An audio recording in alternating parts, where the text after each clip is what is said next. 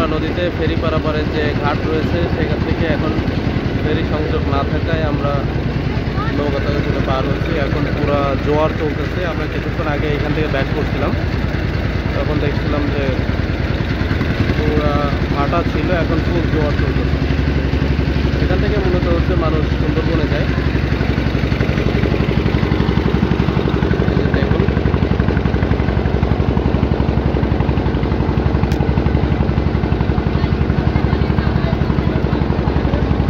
আমি দিচ্ছি।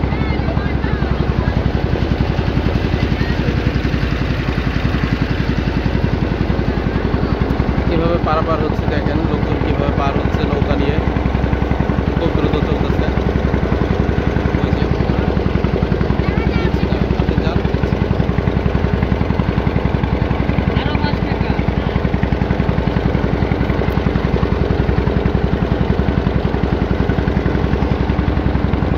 নৌকাগুলো আসতেছে দেখেন, ঝড়ের বেগে আসতেছে, কিন্তু এভাবে চলাচল করা কিন্তু খুবই রিস্কি। মাঝে মধ্যে এখানে কিন্তু নৌকা ডুবতে দেখা যায়।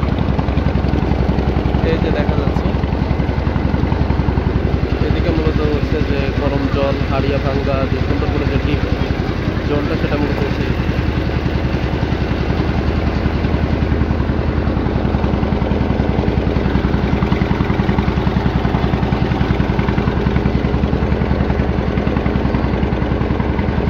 আস্তে আস্তে যে ঘাটের কাছাকাছি চলে আসছি।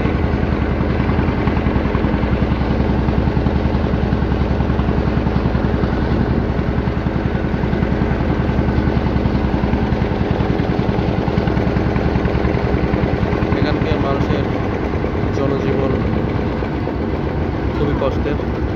কোনো একটা বিপদে পড়লে কিন্তু খুব দ্রুত পার হওয়ার কোনো সুযোগ নেই। নৌকা আমাদের সামনে দিয়ে ক্রস করে চলে যাচ্ছে। এখান দিয়ে অনেক বড় বড় যানবাহনও চলে, ভারী।